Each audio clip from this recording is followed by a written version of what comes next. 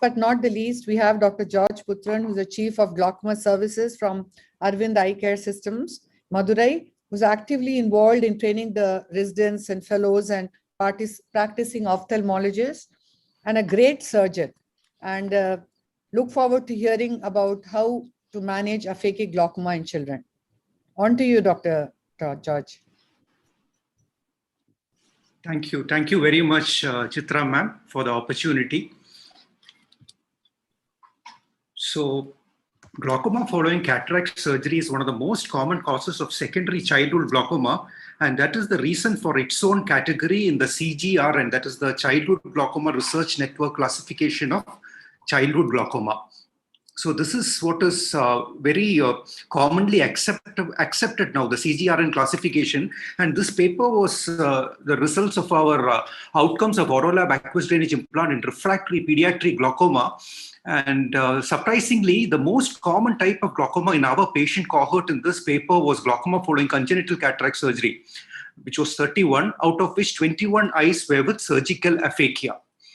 So incidence of glaucoma following cataract surgery is frequent and a lifelong risk, higher in cataract surgery at a younger age, even higher with bilateral cataract surgery at younger age, and modern cataract surgical techniques in pediatric cataracts do not deter the development of glaucoma with or without IOL implantation. There is sufficient evidence in literature that IOL implantation is not protective against development of glaucoma. So mechanisms of glaucoma can be open angle and angle closure. The most common risk factors for open angle glaucoma are age at cataract surgery and microcornea. So the earlier the cataract surgery at the younger age, the more is the risk of development of glaucoma. Steroid response in the immediate or in the postoperative period is also an important differential cause for elevated IOP following pediatric cataract surgery.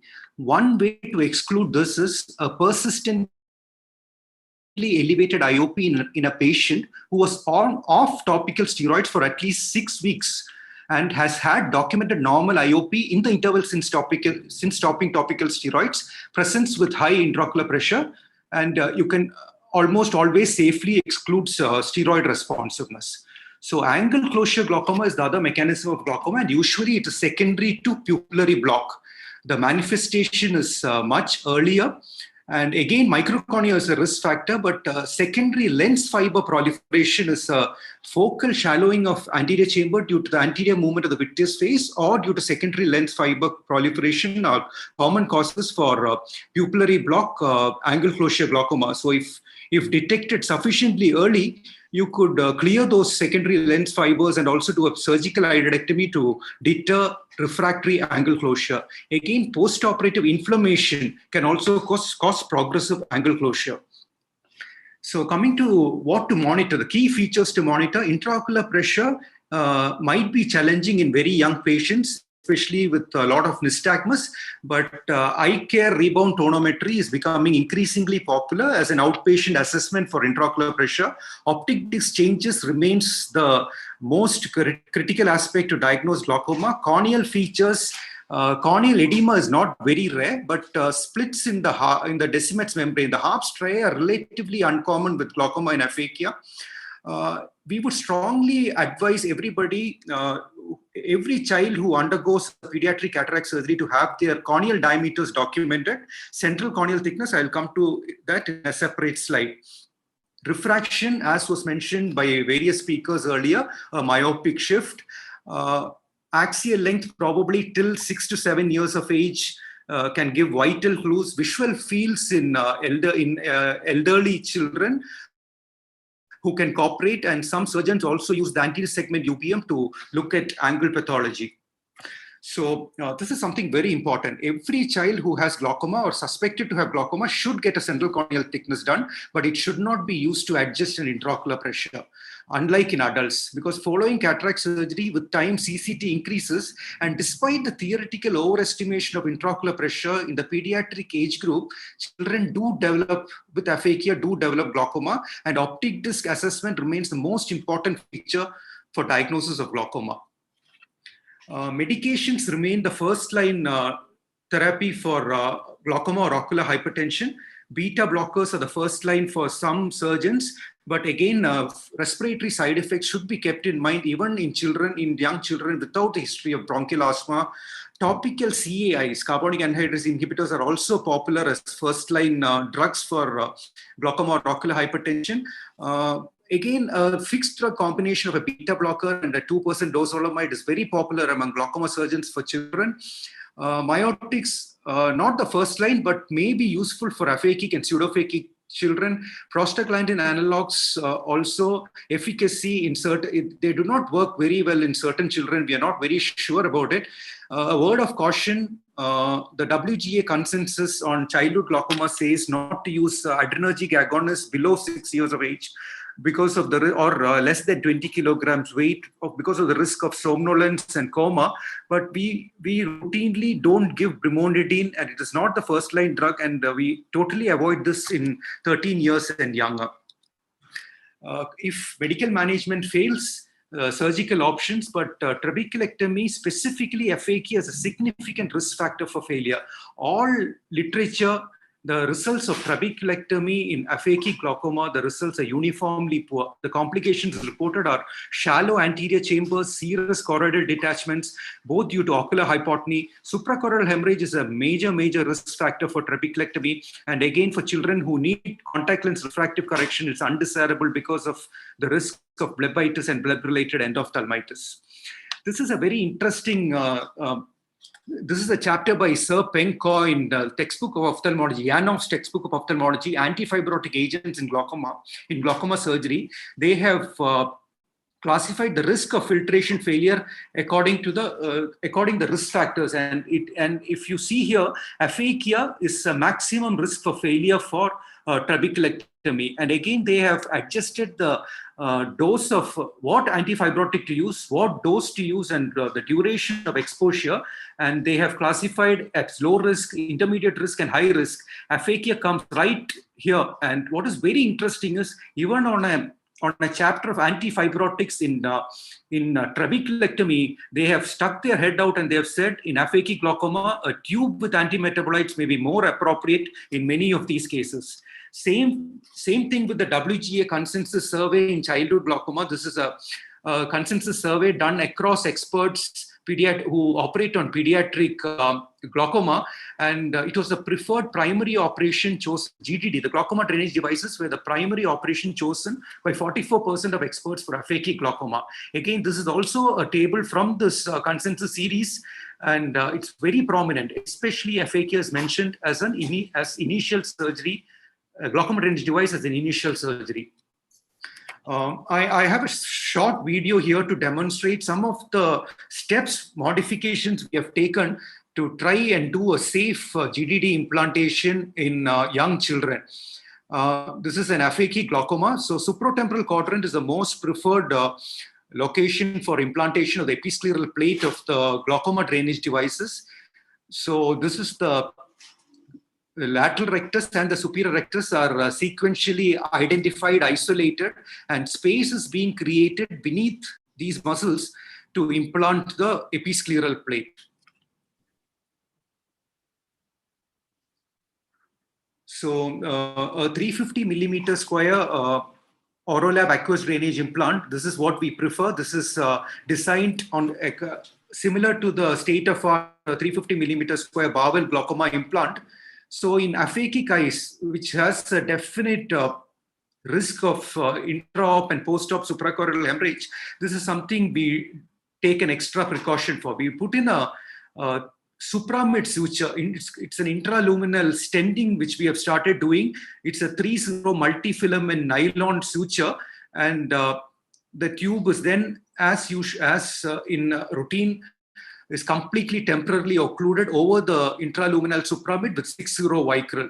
It is critical to ensure that there is complete temporary occlusion to prevent immediate postoperative hypotony. So this 6-0 vicryl will lie spontaneously about 5 to 6 weeks postoperatively, and the tube patency is re-established.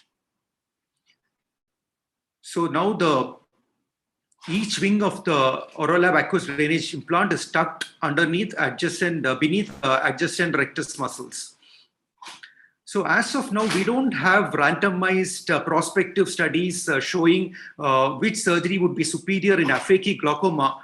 But current data definitely gives us a hint that GDC, glaucoma drainage devices, has the maximum potential for long-term success and safety profile when compared to trabeculectomy. So this is a very flexible and contour to the shape of the globe. And one advantage of having it tucked beneath the rectus muscles is anterior migration of the implant is totally ruled out.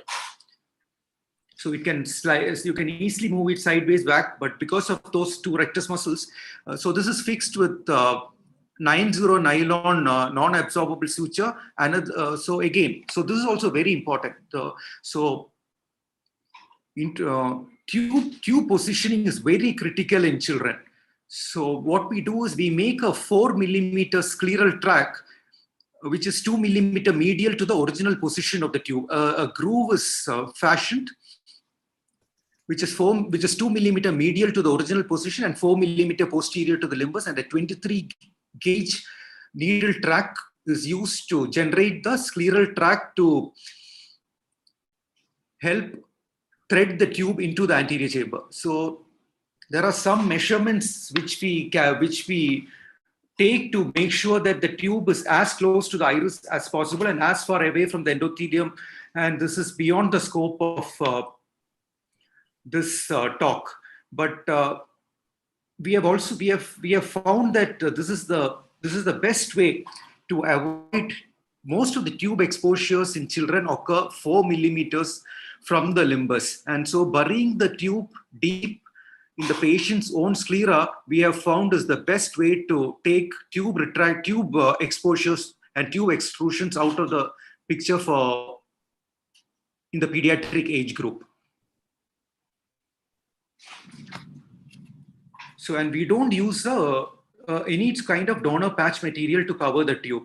So this has to be 10 millimeter. The episcleral paste has to be 10 millimeters posterior to the limbus. So this is a venting slit for immediate post-operative IOP control.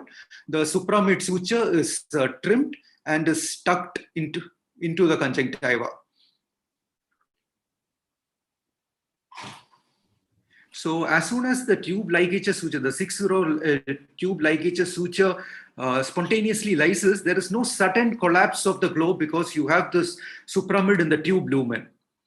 And it's extremely important to preserve as much of all these children have a lot of tenons, and it's extremely important to preserve as much of tenons as possible. So the tenons and conjunctiva are reapproximated meticulously and sutured.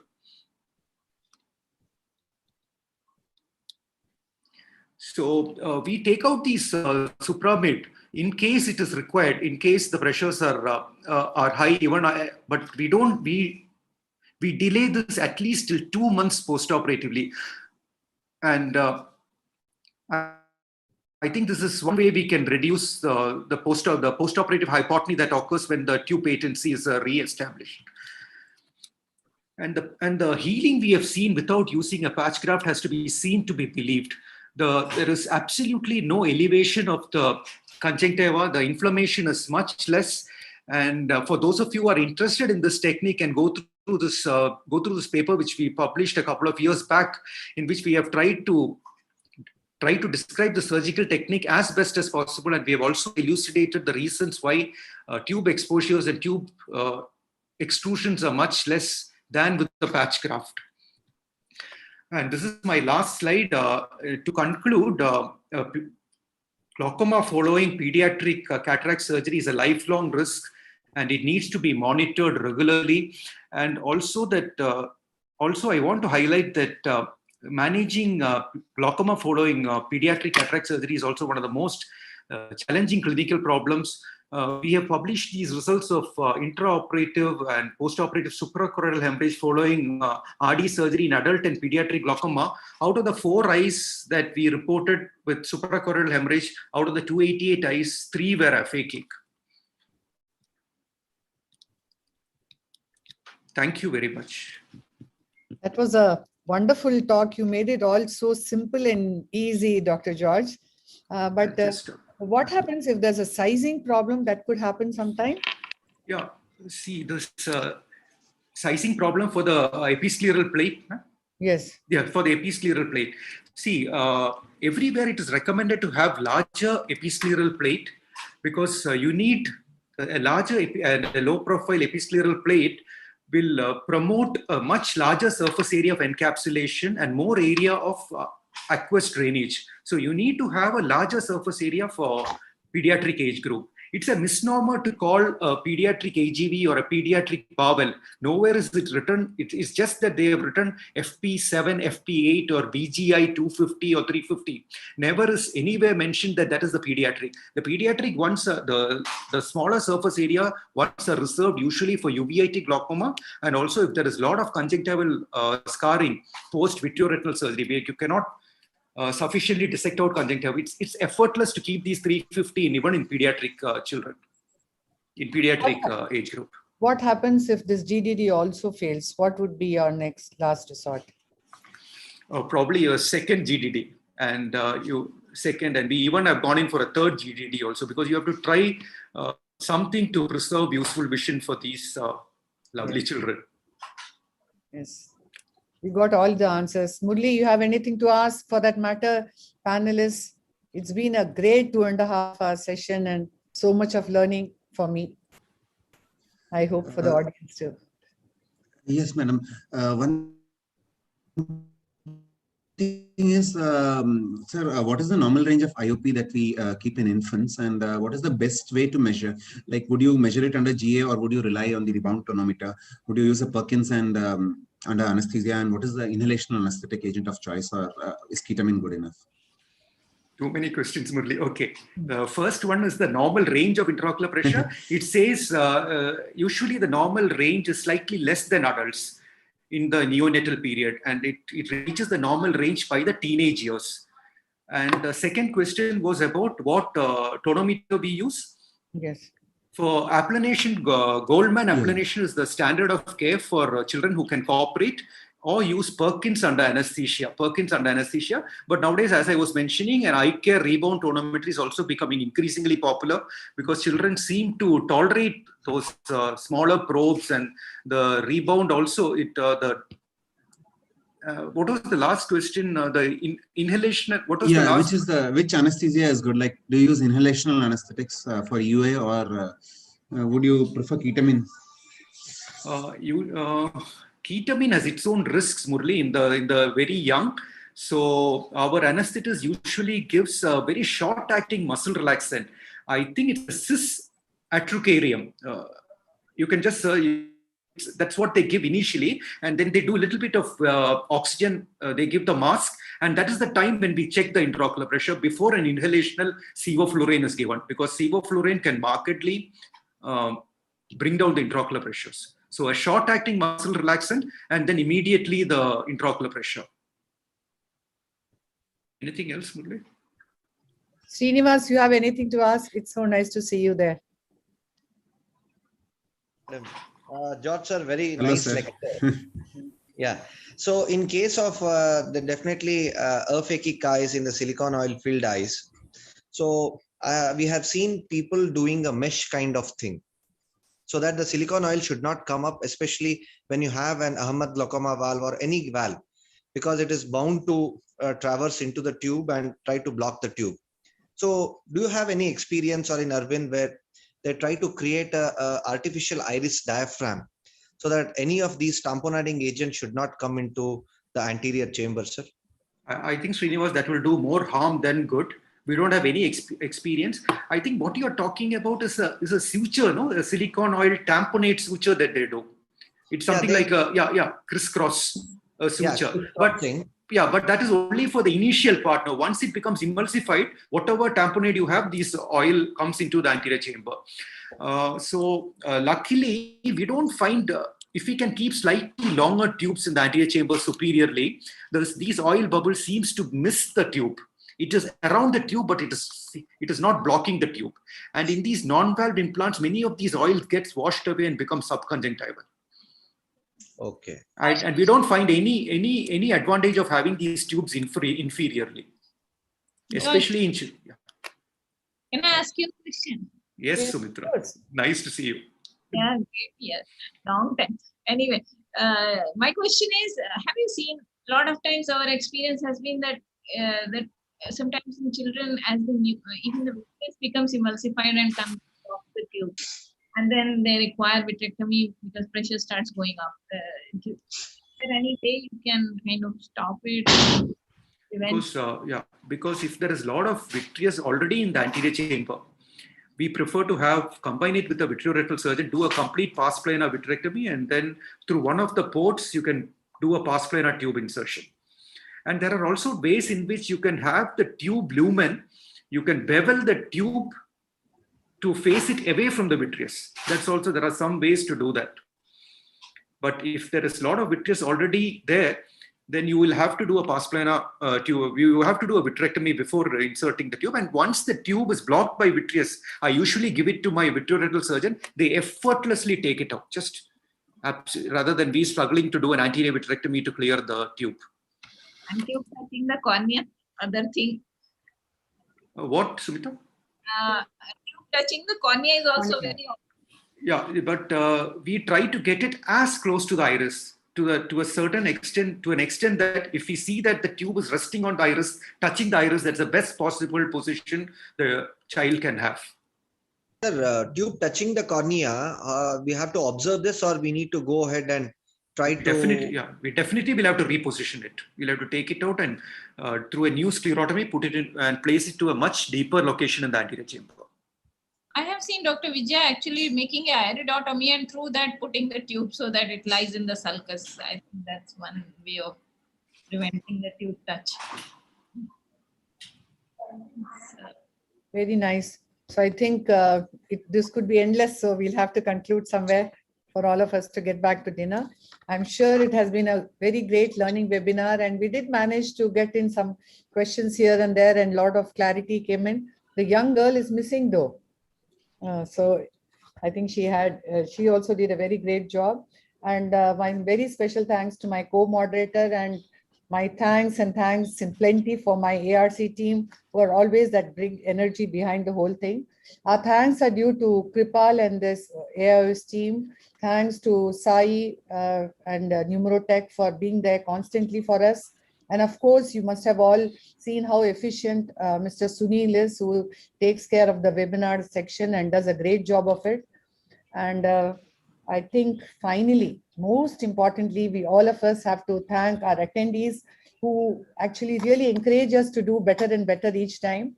I was really not so sure how this attendance would be, but attendance seems to have been pretty good. I'll update you all after the webinar is over, because I was wondering with the AIOS just finishing and within a week or so having a pediatric webinar might be a challenge. But each of you did such a wonderful job, so much of learning. Thank you very much. Thanks a lot. Thank you. Thank you so much. Thank you.